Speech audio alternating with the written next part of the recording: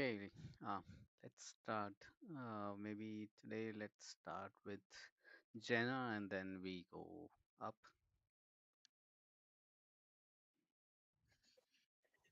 I rabbit holed just now. I was trying to grab those links from the notebook. Um, let's see. My I had a couple of top level things. One is I can't figure out who the Lean Consensus website, Lean Roadmap, is, whether that's an official part of the EF or is it like these guys are doing their own thing? It looks like it's built by somebody called Ream Labs. So it always kind of bugs me if you can't validate, right? It's like this is the kind of meta about the whole thing. Who's doing this lean Ethereum thing? Um, I'm sure everybody else is going to have more interesting things to say about the specifics than I will, but I love the key ideas like lean consensus, lean cryptography, lean governance, lean craft. Like um, one of the critiques from my Claude session was like, these guys are good at marketing, like there's language, clever languaging often connected to what the EF does. Or these guys, if whether it's may not be EF, as I said. So part of me is my ear just appreciates that, and it's part of why they've been successful. And like they're visually, all their stuff is always beautiful, and attention to, there's a kind of attention to detail that has, I think, some, if you go too far, it looks fancy and gross and nobody trusts it again. So there's a way to overshoot the mark, but credentialing by having like a clean presentation, there's something interesting going on there. I'll save anything else for round two. So, Anuraj, are we going up or down today? If you said it, I missed it. I can go next.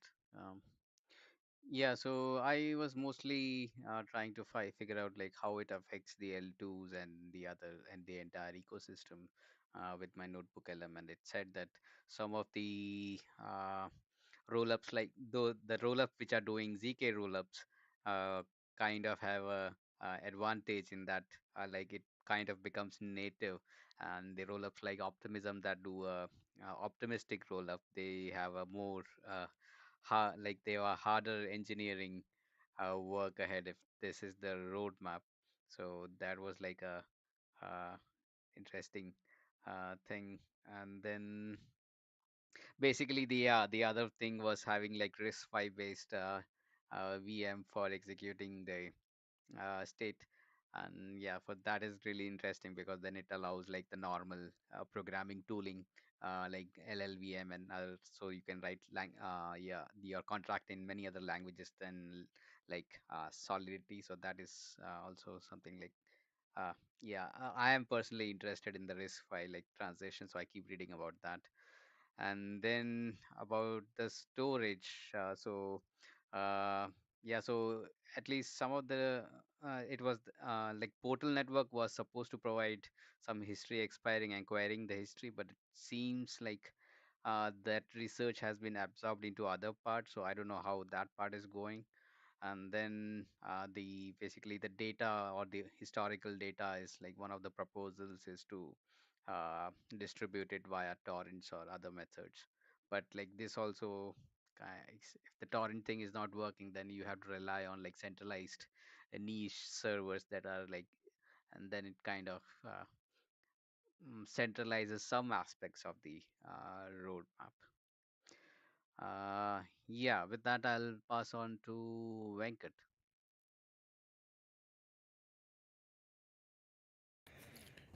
Yeah, I have to admit I haven't truly kept up with this. Think I was around in Bangkok when the Justin Drake talk around this was happening, but it was super overcrowded. I think you and I were together, Anuraj, so we couldn't actually get into the hall. So, and I meant to catch up, but I never actually caught up with the Justin Drake talk.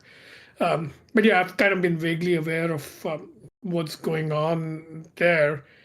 And yeah, things like single slot finality, I was aware are kind of like the more moonshotty aspects of this. But yeah, it was helpful chatting with ChatGPT and trying to make this two by two in particular, because I kind of instinctively was thinking that there's a mix of like actual invention gap and refactoring risk here, and that turned out to be a good way to do the two by two.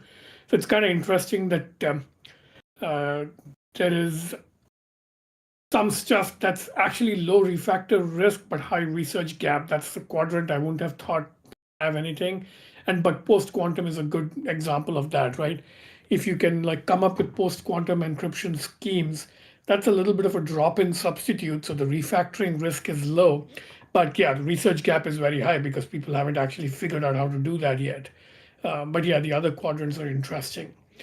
And ChatGPT was also telling me about the relationship between this lean roadmap and the straw map, which I think Ansgar put together. I'm not sure.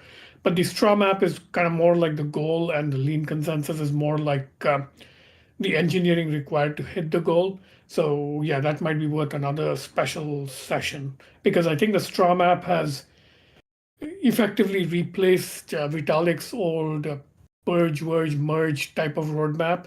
So it's kind of the more detailed, I guess, operational plan for that roadmap.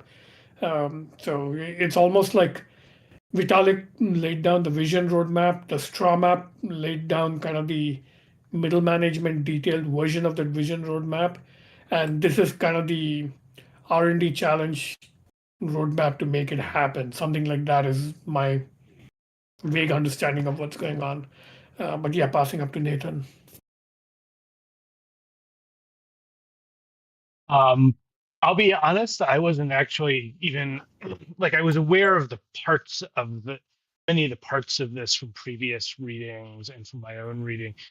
But I wasn't aware that it was sort of all put together. I think I agree with Anuraj. Like the risk five thing is really interesting, and I'm really kind of curious how that's going to work out, because it feels like risk five is going to maybe why like there's feels some real convergence forces around that, not just with Ethereum, but just in general. But I know that like I don't know if this is still the case because the current US government is so spastic, but for a while there was some question about like potentially trying to cut off people doing risk five development because it was considered maybe an export control risk. Um, so there's potentially some weird geopolitics around it too. Though, like I said, who knows these days.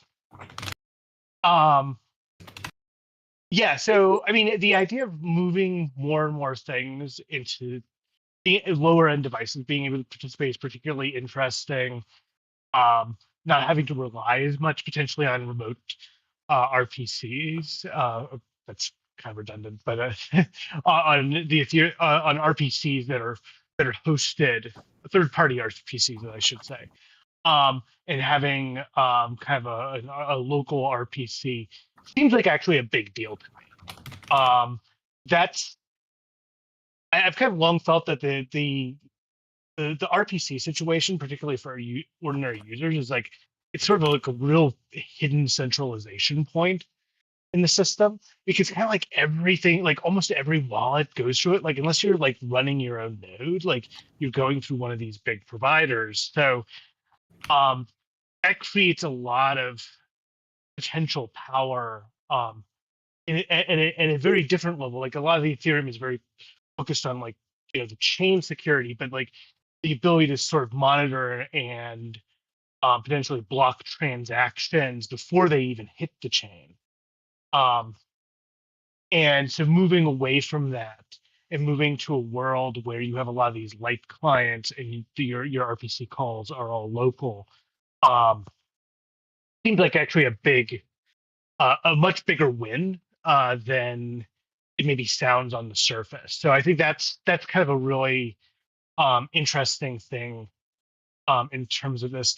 Something I didn't really have a chance to drill down, but is sort of an open question in my mind is a lot of this is from last year or earlier this year, and you know Google dropped that one kind of PQC bomb a couple months ago, that where they're basically moving, I think, their Q day up until, what was it, 2028, 2029, something like that. I think 2029. Where they're thinking that there's going to be a way to viably track things, just in cryptography. And I believe now that there's a second team that has partially replicated what Google did, because they didn't, for I think probably pretty obvious reasons, provide all of their algorithmic steps there.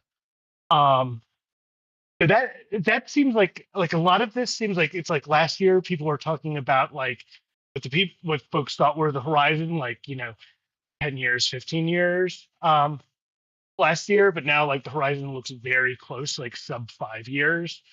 And especially given those research risks around how to slot in PQC, that that makes me worry about what's going to happen to this. Like there's a lot of pressure now to, like, you have to do this right, but there's also a lot of pressure to get it done fast. And kind of both pressures are very true. Like you have to do it right and fast right now. And this feels like it's going to be a really um,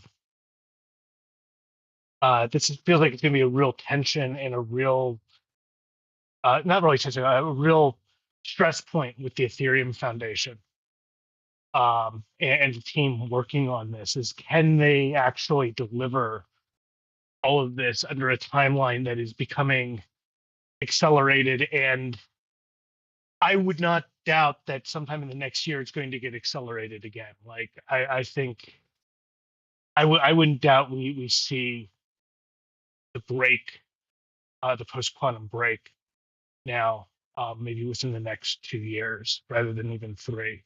Like it's accelerating real fast. So that's an interesting question. On the other hand, like it also sometimes you see these developments and then they stall for a long time. So it could also still stall out, but it does. That's a big kind of question mark in my mind. It feels like Ethereum didn't. They took too long to start thinking about this, and I'm not sure what's going to happen about it now. Still better situation than Bitcoin. I guess I'll just time to open the floor or pass up to Jenna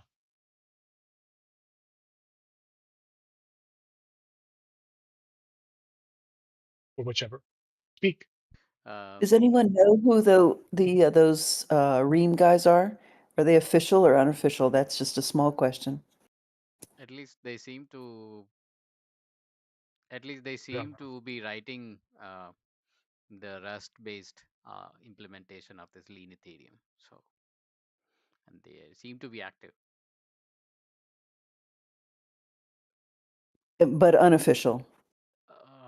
That I don't know how official this is. Interesting. Yeah.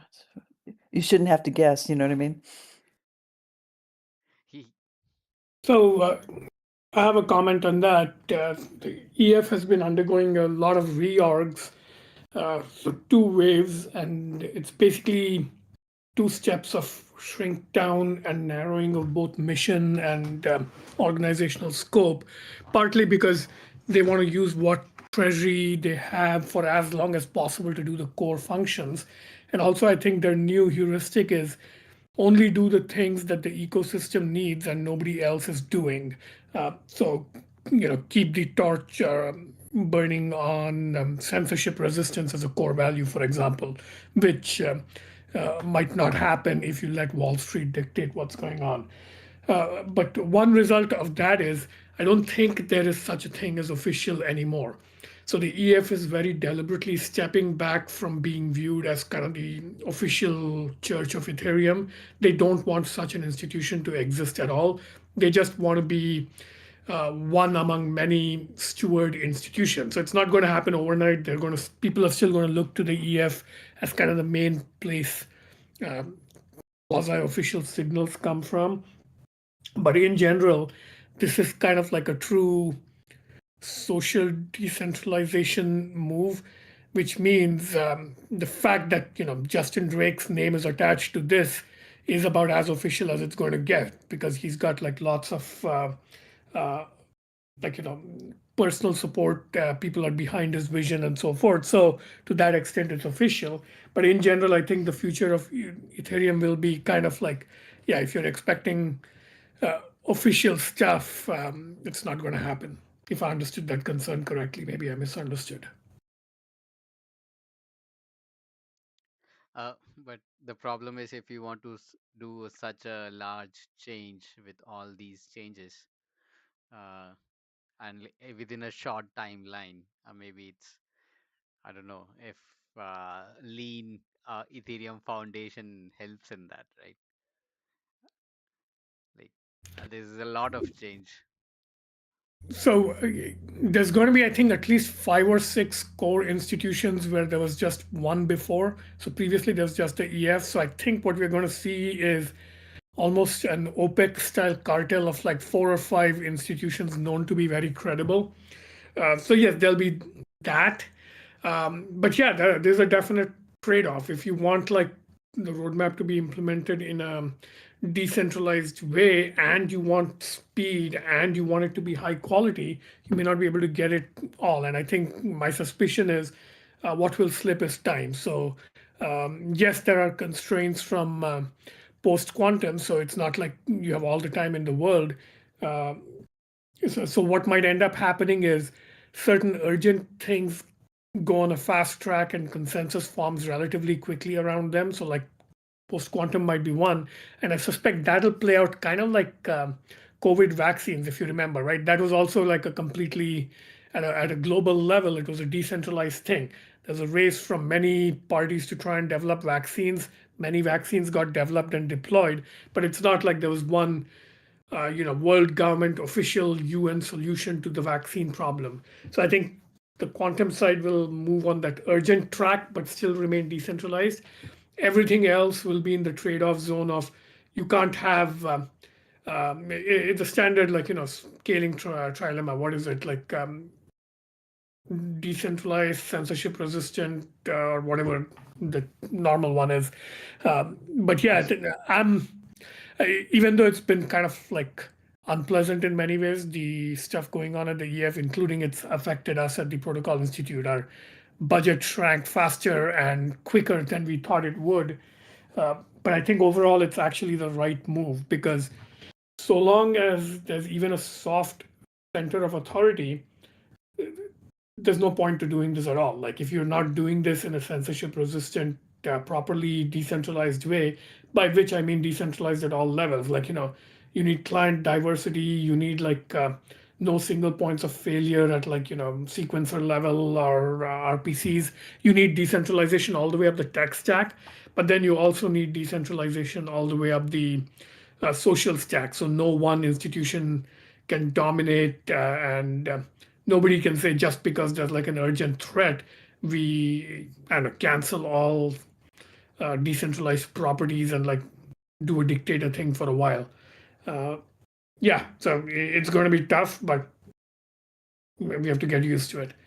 But I think there's enough sort of nodes in the social and political layer of the network with sufficient influence and credibility that it's probably going to work out. It'll just make people used to industrial styles of working very, very uncomfortable for a while. Be honest, things being slower doesn't seem like the Q day thing I'm worried about, but like in general, I'm not sure is a bad thing. I've generally felt that having something that was like what in computers in general, having a slower but more purposeful and robust development style would probably be a net win. So I don't know, hopefully that's what they're thinking too. I have a question for you, you folks who have who are part of who really can understand this a little bit, which is how dependent are we on people like Justin Drake, the people who really can hold the real picture of how this stuff is going to work, or how it currently works or how it's going to work in their head, versus the rest of us who for whom there's just it's black box trust mode, you know.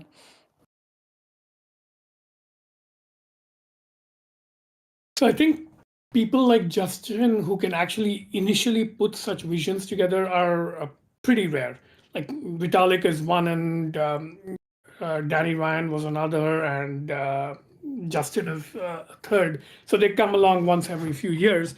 But I think it's actually not that bad. They're not single points of human failure. Like once they've laid out the vision, I think quite a few people get it, and quite a significant number of them have the technical competence to kind of hold the vision in their head and move it forward.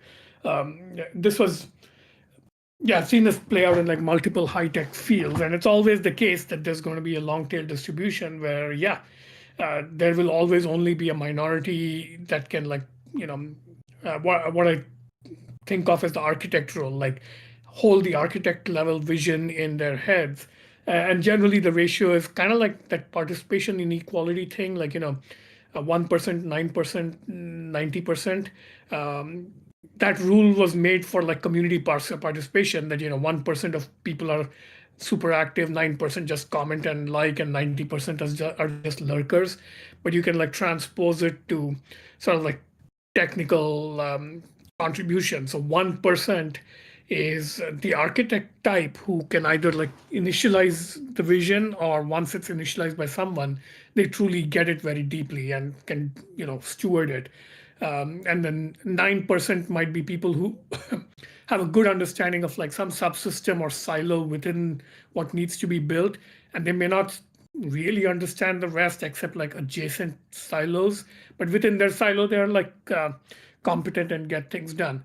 And 90%, yeah, they're going to be in black box mode. And I think even there the picture is optimistic, because thanks to like chat gpt making us all feel like geniuses, that 90% is becoming more meaningfully literate than ever before. Like, we all fly in planes, but most of us have um, less than black box understanding of what to do if there's an emergency or crisis. So I think many new infrastructures are actually in better shape.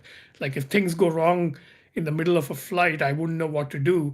But if things go wrong while this roadmap is playing out, I suspect I'll know at least a few retail level things to do to at least keep myself a little safe. Like, for example, take your assets offline in a hardware wallet and wait for people to solve quantum vulnerabilities before doing more, right? So I think overall people are becoming more agentic with complex technology.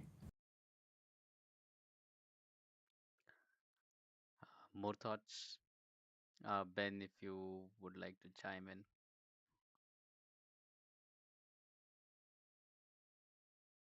I'm not sure how much I can say, but I mean, it certainly. I have been sort of watching what's going on with the EF, and I'm sort of too far away and focused on other things, so I can't give you good information. But yeah, it certainly something is going on there.